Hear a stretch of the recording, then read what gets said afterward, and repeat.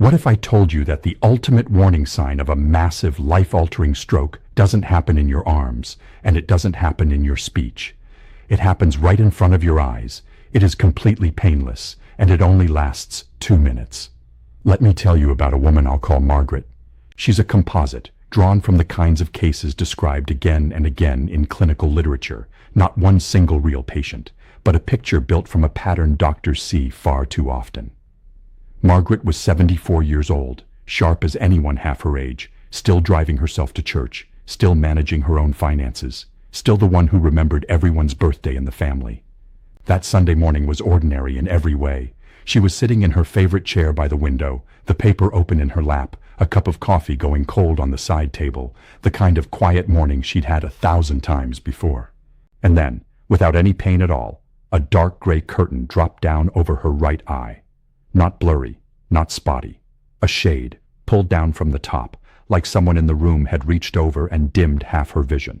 She blinked. She rubbed her eyes with the back of her hand, and within about 2 minutes her vision came back, completely normal, as if nothing had ever happened. Here is the moment that changes everything.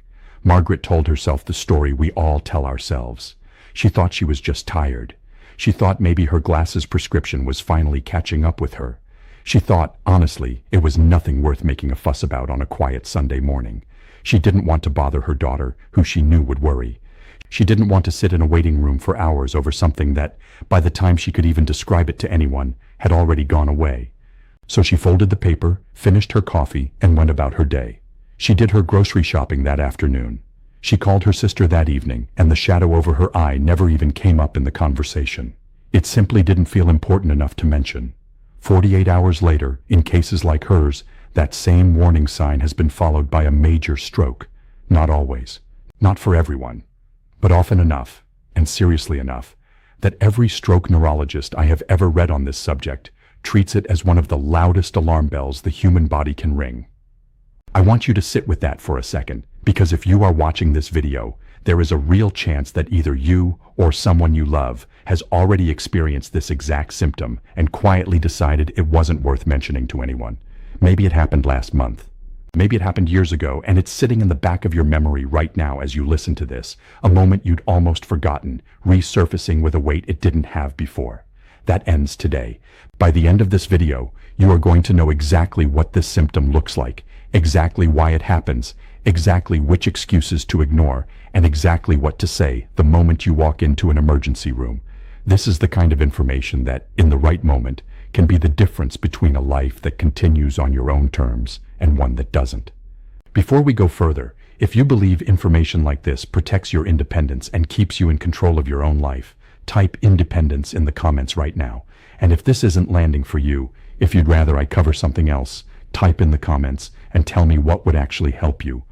I read every single comment, and this channel exists because of what you tell me you need. Now let's talk about what is actually happening inside the body when this shadow drops.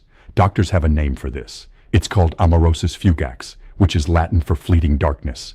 In plain English, it means transient monocular blindness, temporary blindness in one eye. And the word transient is doing a lot of work in that sentence, because it is exactly why so many people wave it off. It goes away. So the brain concludes it must not have mattered. I want you to picture the blood vessels in your neck as a highway system. Your carotid artery, one on each side of your neck, is the main superhighway carrying blood up to your brain and your eyes. You can actually feel a hint of it right now if you place 2 fingers gently on the side of your neck, just below your jaw, and feel your own pulse. That's the traffic moving along that superhighway, day and night, without you ever having to think about it. It is one of the busiest, most critical roads in your entire body.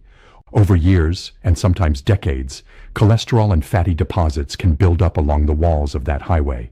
Doctors call this plaque, or more formally, atherosclerosis.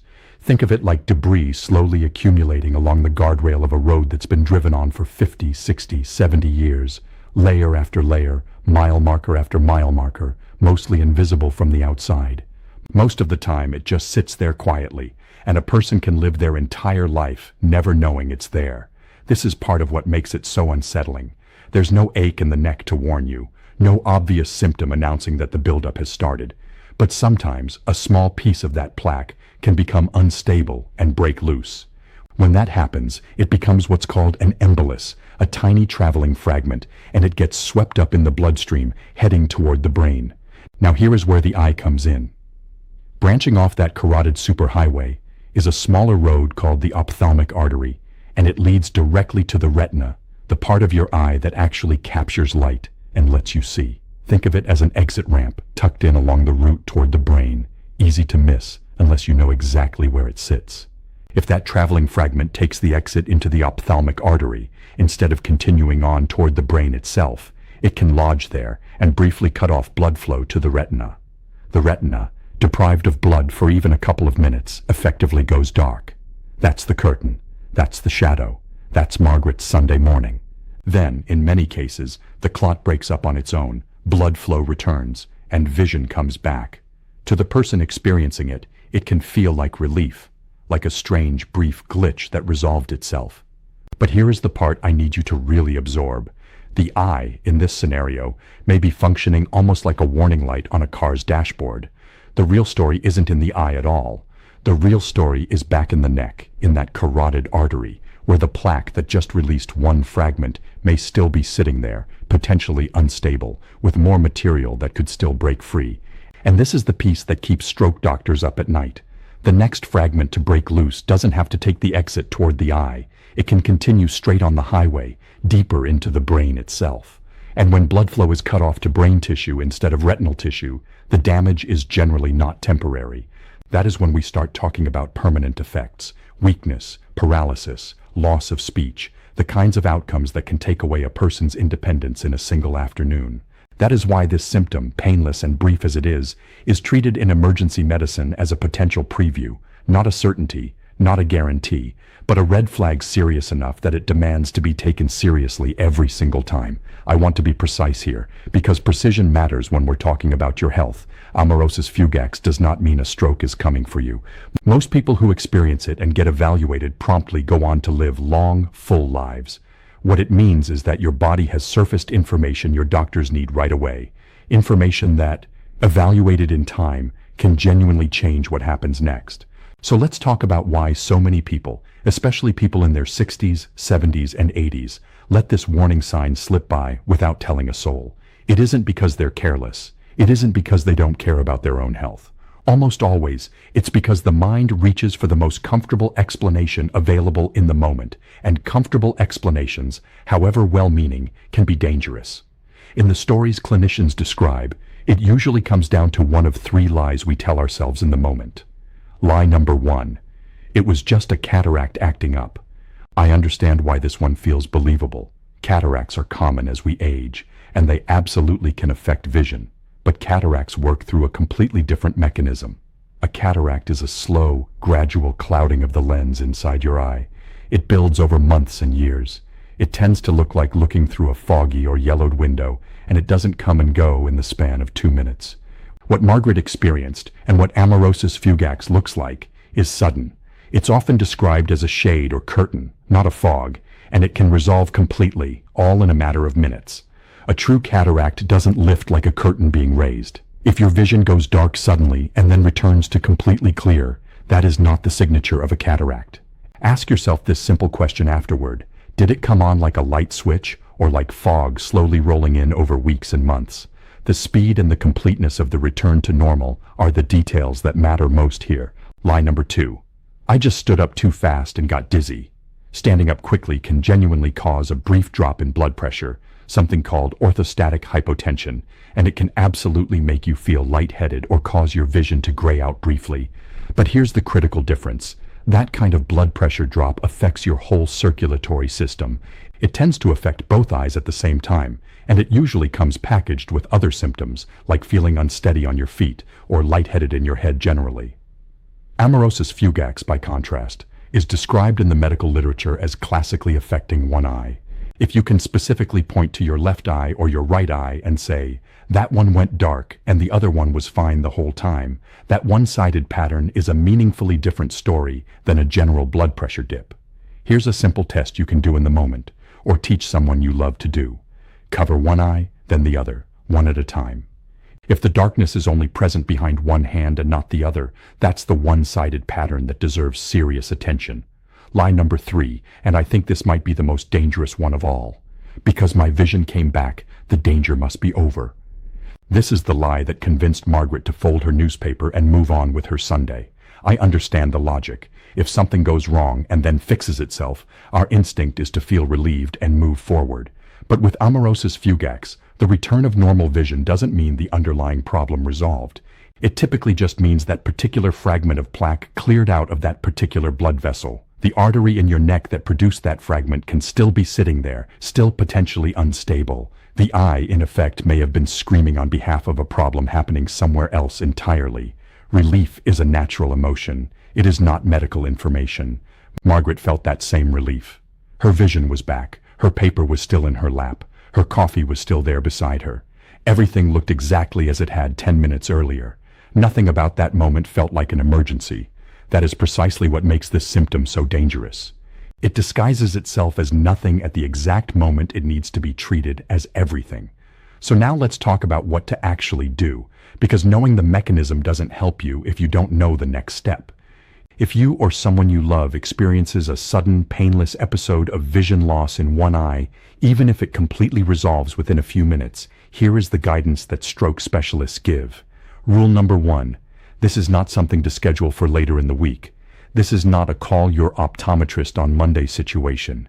Many stroke guidelines treat a suspected TIA, a transient ischemic attack, of which this can be one form, as a time-sensitive emergency, because the elevated risk of a major stroke tends to be highest in the days immediately following the episode. That doesn't mean a stroke is guaranteed to happen. It means the window where evaluation and treatment can meaningfully change the outcome is short, and it is closing the longer you wait. I know the instinct. I know how tempting it is to think, I'll mention it at my next checkup, or let's just see if it happens again first. I understand that instinct completely, and I'm asking you, gently but firmly, to override it. Write down the date and the approximate time it happened. Write down which eye. Write down roughly how long it lasted. Then get yourself to an emergency room the same day, not the next available appointment. So here is exactly what I want you to do. Go to the emergency room, not urgent care, not your regular eye doctor's office, the emergency room. And here are the words I want you to say to the triage nurse, because using the right language can genuinely speed up how quickly you're seen.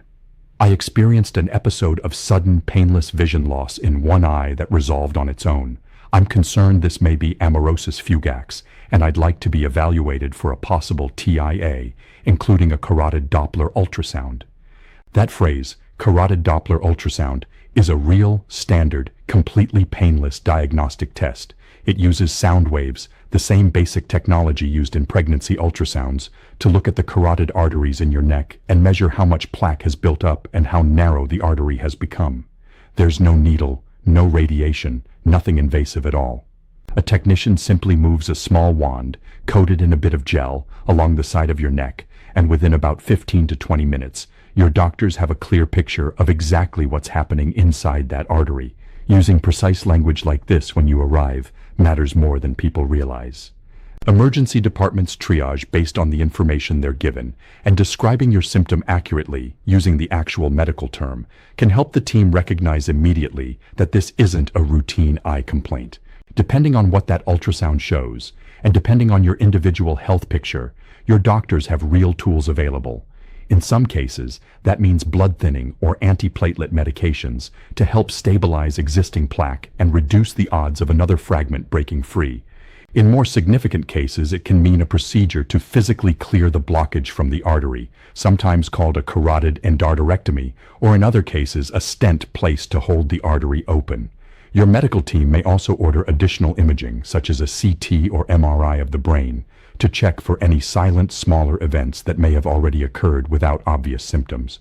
These are decisions for you and your medical team to make together, based on your specific scans and history, but none of those tools can be used if the problem is never identified in the first place. An emergency room visit that turns out to be precautionary is never a wasted trip. A missed window is the only outcome that can never be undone. Now, let's zoom out from the emergency itself and talk about long-term vascular health, because prevention is always better than a race against a 48-hour window. Keeping your carotid arteries as smooth and clear as possible over the decades comes down to a few well-established habits. Blood pressure management sits at the top of the list. Consistently high blood pressure puts extra mechanical stress on artery walls, which can accelerate plaque buildup over time, so regular monitoring and working with your doctor to keep your numbers in a healthy range matters enormously. Diet plays a meaningful role as well. Reducing highly processed foods, excess sodium, and foods that promote inflammation, while favoring vegetables, fiber, and healthy fats, is consistently associated with slower progression of arterial plaque in the research. Regular movement matters too. You don't need to run marathons. Even consistent daily walking has been associated with better vascular health over time, largely through its effects on blood pressure, blood sugar, and healthy body weight. Cholesterol management is another piece of this puzzle, and it's worth having your doctor walk you through your specific numbers rather than relying on general rules of thumb, since the right target can vary from person to person based on overall risk. If you smoke, I won't spend this video lecturing you about it, but I will say plainly that few single changes do more for the long-term health of your arteries than quitting. And if you are over 65, I'd encourage you to have a direct conversation with your doctor at your next annual physical about whether a carotid artery screening makes sense for you, particularly if you have a history of high blood pressure, high cholesterol, diabetes, or smoking, or if anyone in your immediate family has had a stroke. It's a simple question to ask, and for some people, it can catch a developing problem long before any warning shadow ever has the chance to appear. I want to bring this back to what actually matters here, which is your independence. Your ability to keep living life on your own terms, in your own home, doing the things and seeing the people you love. Not needing someone else to drive you, feed you, or speak on your behalf. That independence is worth protecting fiercely, and sometimes protecting it comes down to a single decision made in a single afternoon. A 2-minute painless shadow across your vision is not nothing. It may be your body handing you a second chance, an early warning most people never get before a major medical event. Don't let relief talk you out of taking it seriously. Share this with your spouse, your siblings, your friends at your next gathering. Someone in your life may need to hear this exact story, and they may not think to look it up on their own. If this video helped you understand something you didn't know before, or gave you the words you'd need in a real emergency, type vitality in the comments below so I know to keep making videos like this one. Tell me in the comments too if you or someone in your family has ever experienced something like what I described today. These stories, shared openly, are often exactly what convinces someone else watching to take their own symptoms seriously instead of waving them off the way Margaret did. And if you found this valuable, there's another video on your screen right now about protecting your arteries and keeping your blood vessels clear as you age. I genuinely encourage you to watch that one next, because the habits in that video are the ones that help make sure you never have to use the emergency instructions from this one. I'm Dr. David Thompson. I'll see you in the next video.